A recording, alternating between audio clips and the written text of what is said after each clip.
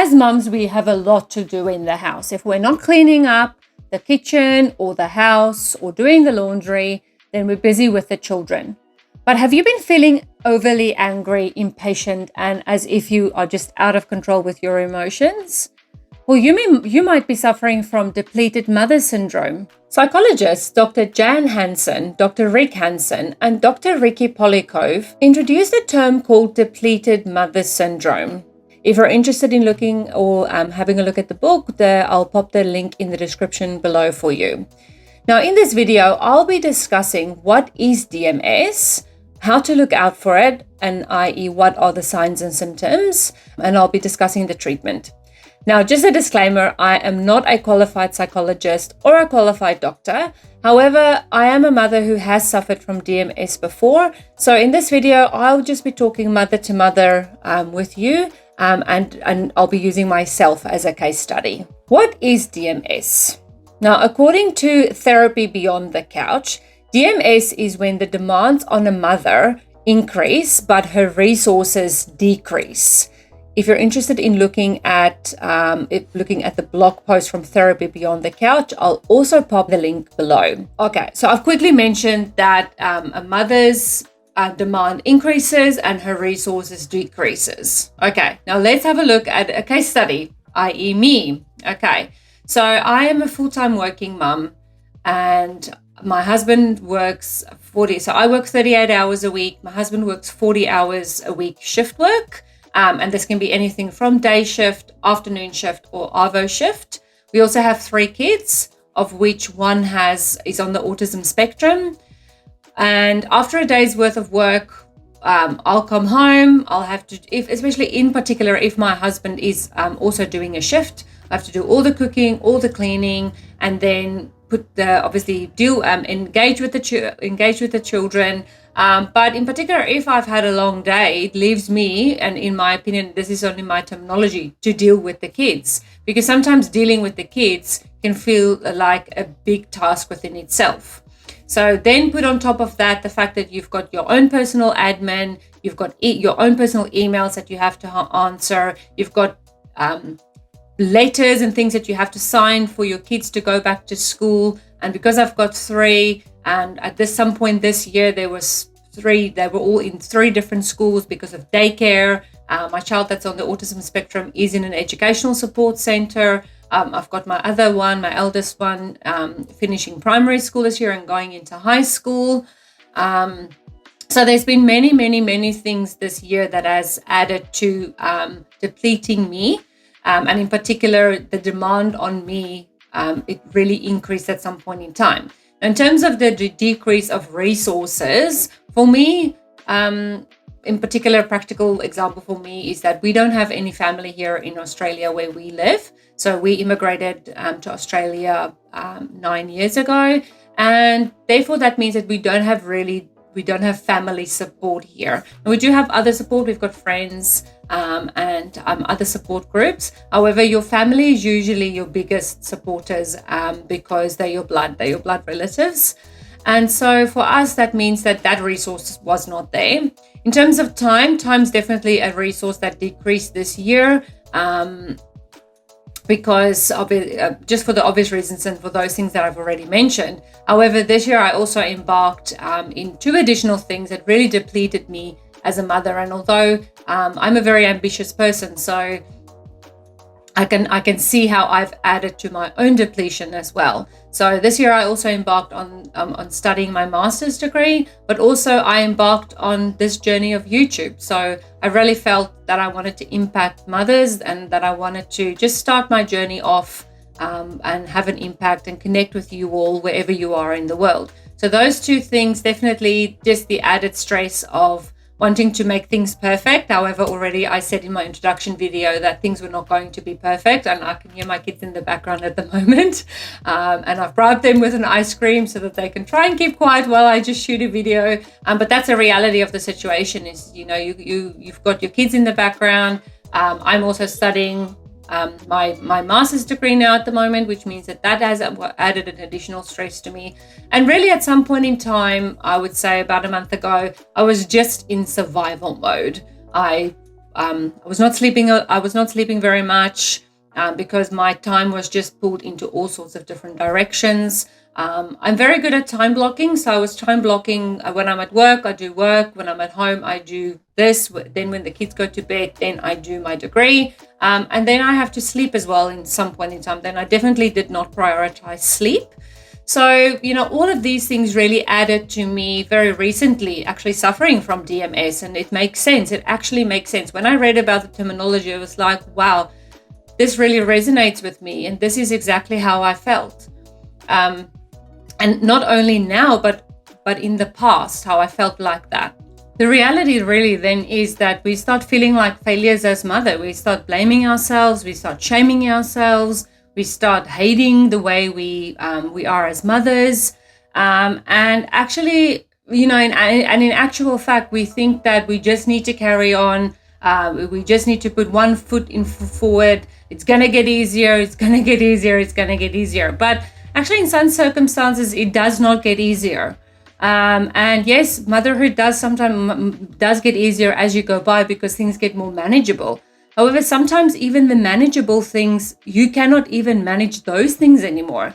The simple things that you were able to manage before, you just can't manage them anymore. I mean, and a good example for me is the bedtime routine. That is really easy. I've got that down pat by now. My eldest is 11, turning 12. And so for the last 12 years, and as we've added number 2 and number 3, you've got the nighttime routine down pat. But some nights it just became so unmanageable to me. It felt like a mammoth task, especially after a long day of work. And we just end up resenting ourselves, and by no means do we wish our children away, but it's just that we wish that things were a little bit easier. Let's now take the time to look at what are some of the signs and symptoms that you can look out for to determine whether you might be suffering from DMS. So constantly having negative thoughts or being emotionally really oversensitive towards things is number 1. Number 2 is you overreacting to small things, and then you're feeling either really hurt, really depressed, or really sad over these small things. That can be number 2. Number 3, lots of self-shame, disappointment in yourself, and lots of really just those strong negative feelings about yourself. And then a highlighted sense of fear that something's going to happen to your children. That's number 4. And then number 5, a sense of hopelessness. You just don't think that there's hope for you as a mother, hope for you to improve your ability as a mother, hope for your parenting, hope for your kids. You just overall feel that sense of hopelessness. Now let's jump into discussing the treatment of DMS, because I think that this is really important. It's crucial to actually know. It's good to be able to identify the signs and symptoms and to know whether you might be suffering from it. However, what's actually more important is the treatment, because you need to be able to move forward from what you've identified and put some actionable steps into place. Now, I've kept these really, really, really as realistic as possible. I did get some of the treatment ideas from Beyond the Couch, which the link is in the description below. However, I'll also mention a couple of things that really helped for me as I navigated getting over DMS. And I have actually suffered from DMS multiple times. And this is a lesson to me as well to moving forward, to not overload and overstress myself. And that is number 1 that I'd like to mention, is remove any additional stressors that really, really causes you additional stress. So if you're involved in multiple things in your life where, you're giving your time to this, you're giving your time to that, you need to go and prioritize which ones you absolutely cannot let go of. And then from there, so maybe even go and make a list. Go and make a list of everything that you're involved with, anything that you can possibly let go. And even if it's just seasonal. So let's say, for example, you're volunteering somewhere. Maybe you just want to give that up for a season. And then you can commit to doing that again. But during this season, prioritizing you is going to be the most important thing. So then you really need to go and seek professional help. So I am not ashamed to say that I did seek professional help. I think sometimes when we have got this idea in our brain that if we seek professional help, that makes us a failure. or that we've got diagnosed depression, or if we get a diagnosis per se, then we also feel like a failure because all of a sudden, like I've got this diagnosis. And again, like I put it in inverted commas like that because I know I know the feeling, but I also understand, from conversations with other people. So number one is reduce as much stresses as possible in your life. And number two, go and seek professional help. In Australia, your first point of call is your GP or your general practitioner or your house doctor, as we called it in South Africa. And from there, they're able to, refer you to wherever they need to refer you, but also they can keep you accountable. So I think that's really, really important. Now, the next step is a bit of a longer and actually quite crucial step. And that is you need to go and journal. What are all the triggers? What are the things that trigger you to snap? What are the things that trigger you to lose your cool, to become impatient with your kids? Go and list everything. And that list might be very long. In my case, it was. However, it's actually just important that you need to go and list that out. Then below your list, you need to go and put in what are some behaviors that you display before you snap. So irritability, loudness in your voice, or just general impatience with whatever, and general impatience with your kids. And this can be with anything. I mean, really, I identified that I get impatient when my kids are asking me for food. I mean, that's such a general thing, and they're allowed to ask for food, but I was getting impatient with that. So that was a behavior that I was displaying. And when I then had to identify that I'm displaying that behavior, because I had written it down, when I displayed that behavior, I recognized it, and then I knew, okay, I'm about to snap, or I'm very close to snapping, and then overreacting to the situation. And I could remove myself from that situation. It's not always possible because as a mother, we've got duties. However, it's actually important that you can also mention to your kids, Mommy needs a break. I'll be back in 5 minutes, and just excuse yourself, keep them busy with something. If you've got older children, I would highly recommend that you get your older children to help you with your younger children if they're not already doing so. So yes, go and journal what are your triggers. Go and journal what are the behaviors that you display before your triggers. And so what I'll do is in the link, in the description below, I'll put a link for a free resource that I've created, which is basically the journal that I used or created as I was working through DMS. So I'm very happy to share this as a resource with you. So just look in the description below and go and use that journal, go and write down those things that I've already mentioned. The next thing that you want to do is you need to, and you can also put that in the journal, but you need to make your health a priority. As a mom, we really, really do not prioritize our own health. We don't prioritize our own time. We don't care for ourselves properly. And in particular, when you're a new parent, it like slaps you in the face because you don't know what you've been hit with. Like, what is this parenting gig, and why did nobody tell me how hard it is? So, and also, sorry, I just want to make another point and interrupt myself and say that it's important to realize that DMS is not only for new parents. It's actually for parents who've got multiple kids. And in my case, I've got 3, and this happened to me. And it is, the more kids you have, the less time you have. And so because you've got multiple children with multiple personalities to navigate. So making your own health a priority is going to be tough. Let's just be honest. Like, it is going to be tough, but it is actually quite crucial. So my practical suggestions would be to start drinking lots of water. That's something that you can implement quite quickly. If you want one of those motivation bottles, you get quite a lot of them out there, and I will also pop a link in the description below for one that's really actually beautiful, but also very motivational. And then you don't need a fancy water bottle to drink water. You can use a glass. Okay, so you really don't need something fancy. You just need a glass of water, and drink lots of glasses of water. They do say 6 glasses of water is what you need to be aiming for. reduce the coffee. So I'm a bit of a coffee addict. If you've watched any of my videos, especially my shorts, you'll see that I am a bit of a coffee addict. So for some point I had to give it up. I switched over to decaf even some days when I was really desperate. But I had to give up some coffee. I had to give up the caffeine. So I had to switch to water.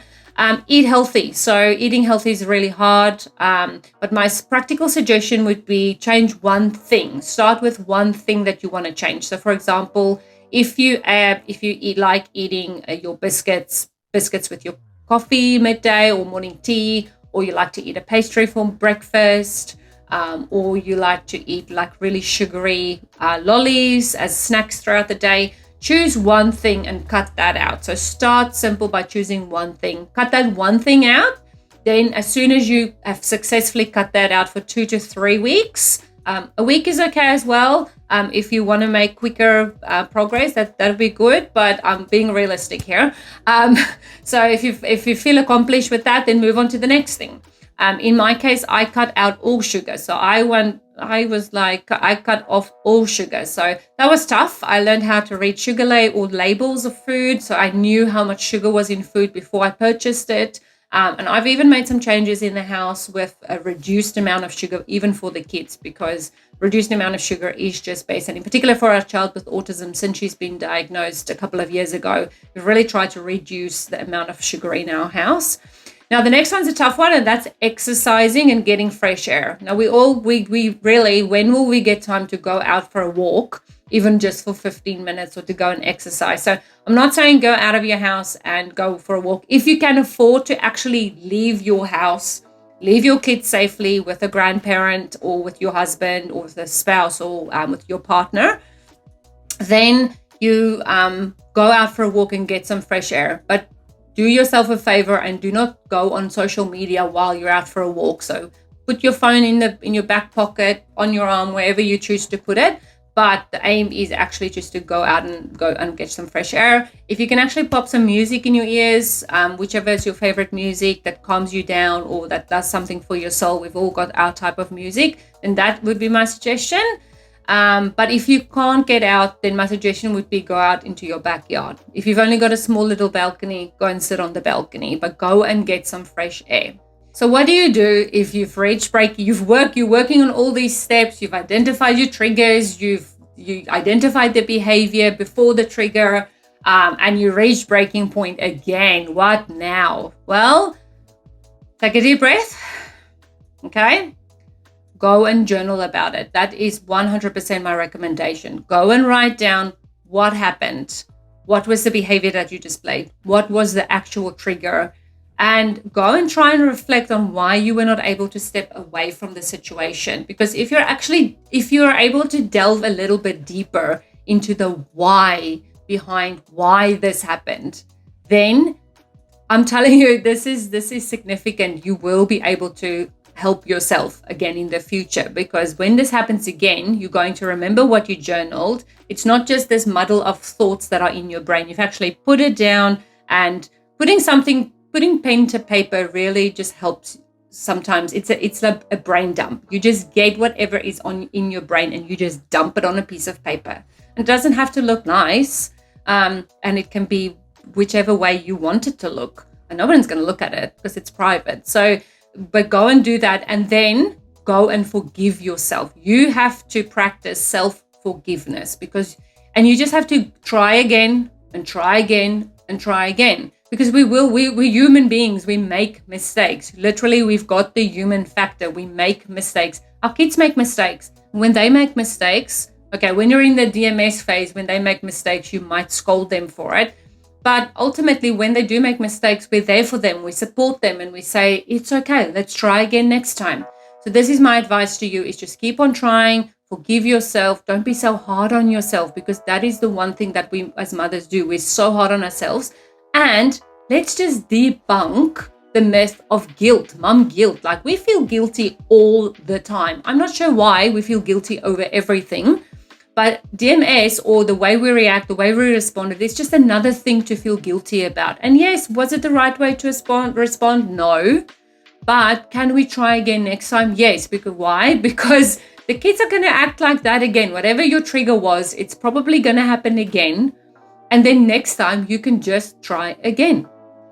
Okay, so to all the mothers out there, I'd like to say, I hear you, I feel you, and I see you. I'm here for you, and I'd like to connect with you. So if you have identified that you suffer from DMS and you'd like to send me a message, you can do so on Instagram. You can follow me on Instagram, or you can DM me on Facebook. You can even pop a comment in the comment below if you feel so. Just aware that it's a public space and you might not want to comment below. But feel free to message me, and I'm here for you. I'm here to support you.